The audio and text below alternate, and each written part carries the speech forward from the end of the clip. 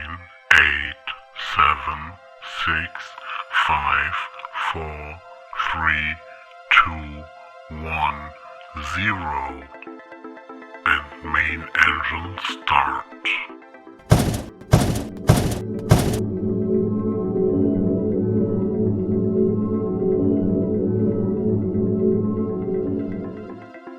Hi there, brick builders. Today we are not bothering with one set, but we settle on two. These sets do have their similarities, but of course there are differences. On the one hand we have the Lego 365, a polybag with 36 parts, consisting of a minifigurine and a satellite, or better a space probe, which is not named by Lego, but from the optics I guess it's the space probe Dawn with a fictitious repair mission. On the other hand we have Cobi's 21076, the Discovery space shuttle from their Smithonian range. It's sporting 310 pieces, has also one minifig and a satellite, which in this case is the Hubble Space Telescope.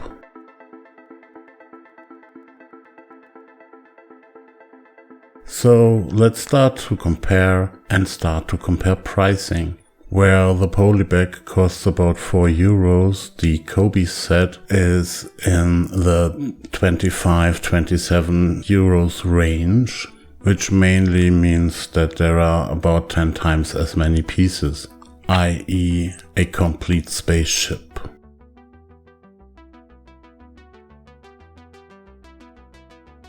So for this comparison I refer to the Lego 60224, which also consists of the same satellite, or almost the same satellite, and the same minifig, but also sports a small shuttle. This set is about 28 euros at this moment. So we have the usual price gap between Lego and Cobi, which means that Cobi costs about 2/3 or 2/3 of a Lego set in the same ROM.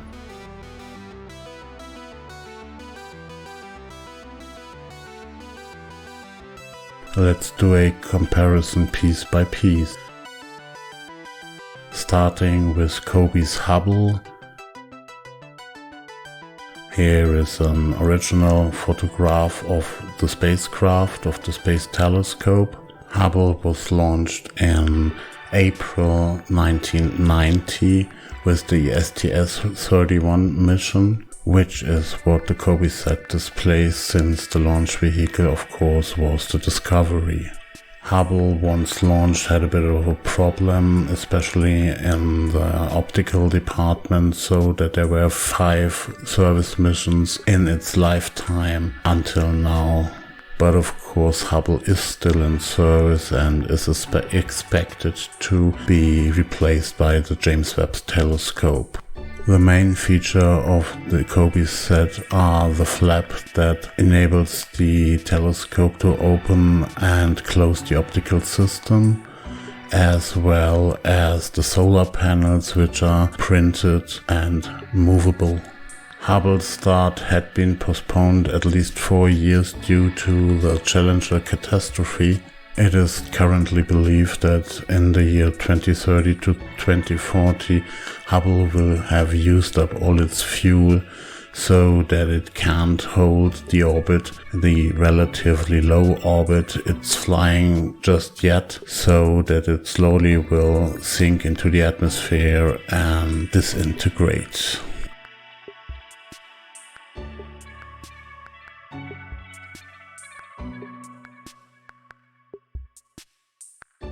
Let's have a look at the Dawn mission. Dawn had been launched in September 2007. It first did a swing-by maneuver with the Mars in February 2009 to set sail to its first destination, the asteroid Vesta, which it reached in 2011.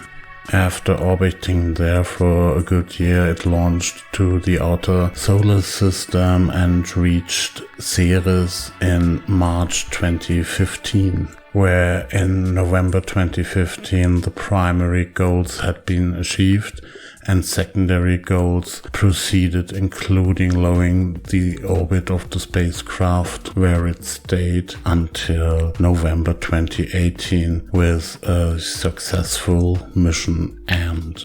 Looking at the model itself, we see that also the Lego model does have prints. It also does have solar panels, and they are also movable and as well printed.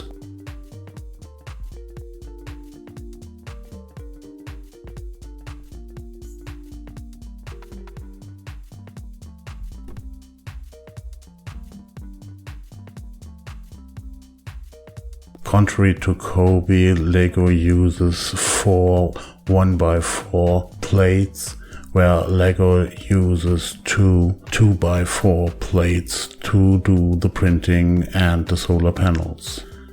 As expected, the Cobi clutch power is a bit higher, but that's not the main difference between those two spacecrafts. Hubble is bigger, Hubble consists of more parts, and Hubble consists of the bigger tiles. And most importantly, the Hubble discovery and pilot story Cobi tells us is a real story, is a logical, consistent story, and it's a proved story. Where the Dawn story that Lego tells with the 224, with the spaceship, with the rescue mission, with the astronaut with a wrench in his hand, is a story that's purely fictional and has never been true.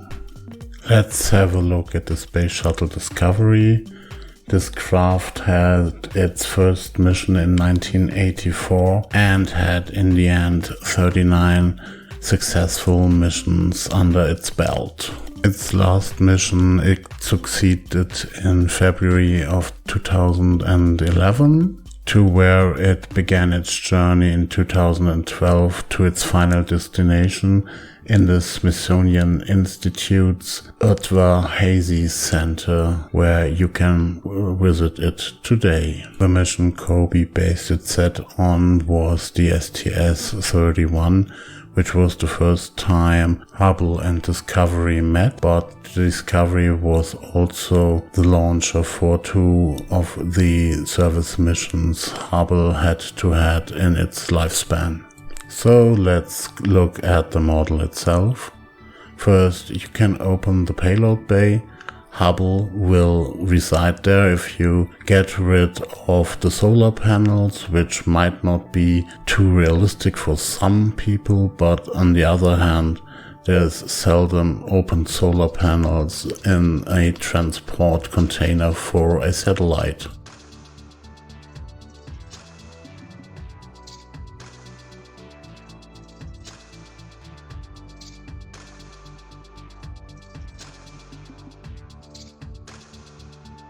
Cobi also implemented the robot arm, which any space shuttle had to put out satellites or catch them, as in reality it's not the most heavy construction there, so that on Earth's gravity the robot arm really struggles to put Hubble in a good position against this gravity.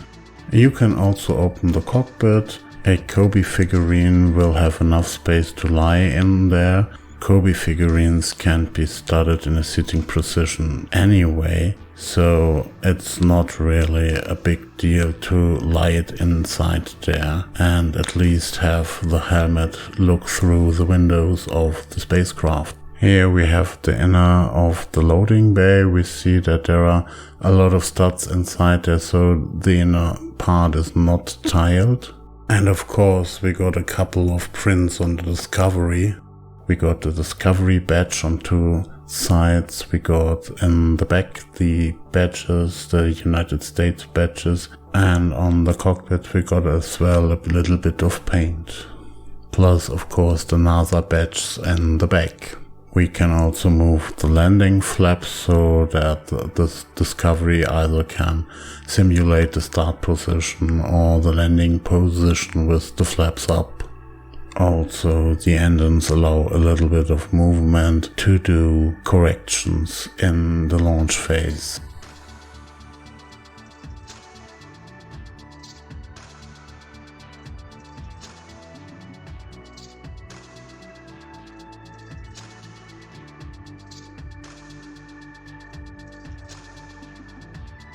Here we see that even a Cobi mechanism, if it is suitably delicate and if the user is suitably hard to it, can fail. Looking at the whole model, we experience the contrary. This spacecraft could be used as a bat in a fist fight, and it won't lose any parts soon unless you smash it.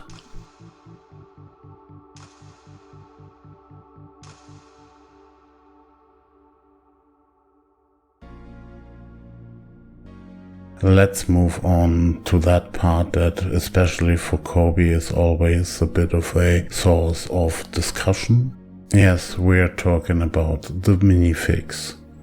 But first, for the Lego minifig in this case, here we have an astronaut suited for a spacewalk. He has a combination of a helmet, a backpack and some frontal auxiliaries on its head, and this can be lifted together. Underneath, the figurine sports a very normal yellow head. It has chest, back and feet prints and carries a wrench.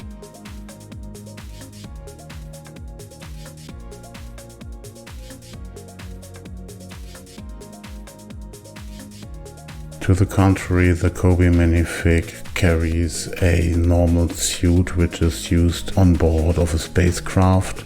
It also has a chest print and the feet are printed black. There is no backpack in this style, but on the contrary, for the Lego figurine, the face is also molded, not just printed. Which one is prettier is due to the eye of the beholder. The helmet looks a bit odd on this figurine, but the main technical difference is that Cobi figurines, just like Lego Friends figurines, cannot be started in a sitting position, so that they only can stand.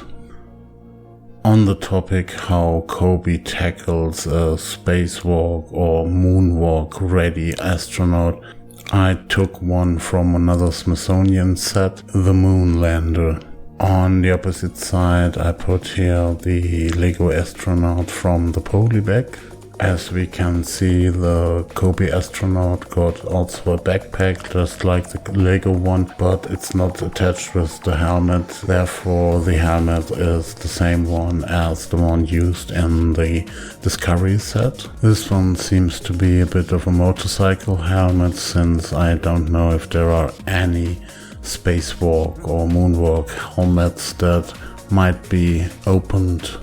All in all, the Cobi backpack and the whole spacesuit looks rather fine for the period or the mission that it wants to show. On the other hand, I don't know which period of astronauts and space the Lego suit is going for, but since it's fictitious anyway, it might as well be from the future.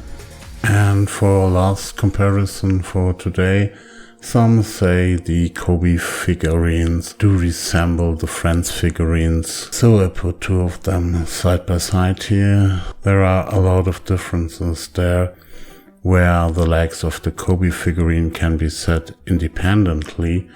You can either stand up or sit down the Friends figurine, and that's it. The same goes for the elbows of the Friends figurine. They're fixed, where the Cobi figurine can use its arms just like a normal Lego figurine. Last but not least, the heads of those figurines from Cobi are molded, where the ones from Friends are just printed and for the body too big, which is okay with the Cobi figurine. The bottom line seems to be a match-up between technical features where the Cobi figurine is leading and aesthetic ones where most people say the Lego figure is leading. So it's a toss. Maybe yours? So, Cobi tells us the story of the STS-31 mission, Space Shuttle Discovery launch of Hubble. This long-awaited mission, this postponed mission for 4 years due to the Challenger disaster. The 3 astronauts, Harley, McCullen and Sullivan, were able to bring maybe the most important telescope around this planet into space. Cobi grabbed that story and gave a rather rounded up expression with not much of a kink other than that there are maybe 2 figurines missing. Lego, on the other hand, took the Dawn mission and slapped a rescue mission around it. This mission doesn't exist, and the vehicle the 224 shows us never existed also. In general, there's nothing wrong with science fiction, but the polybag as well as the 224 are part of the city world in the Lego world, so they should consist of things located in this universe. And if I do a set consisting of a rescue mission, why don't I use an instant where such a rescue mission has taken place? Even Hubble had not less than 5 service missions where such a astronaut would fit in well, and even the little craft which Lego introduces with the 6224 would fit well with, for example, a Saturn V rocket with the top of it, with the cockpit of it. Speaking of Hubble, not only the clutch power of the Cobi parts, but also the number and variety of those parts favor the Cobi quality.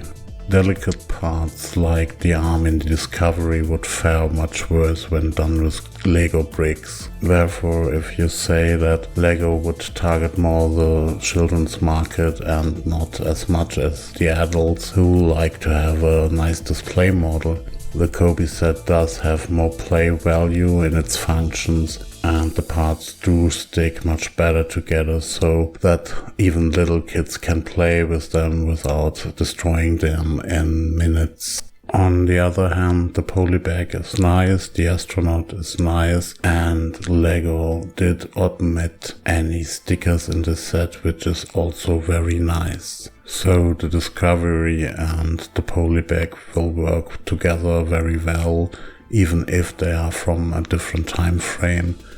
But I don't see any reason to buy the 6224. But that's it for another video. If you like what you've seen, please use the like button. If you don't like what you've seen or even heard, please use the don't like button. Maybe you like to comment on all the errors I made. And if you like content like this, consider subscribing.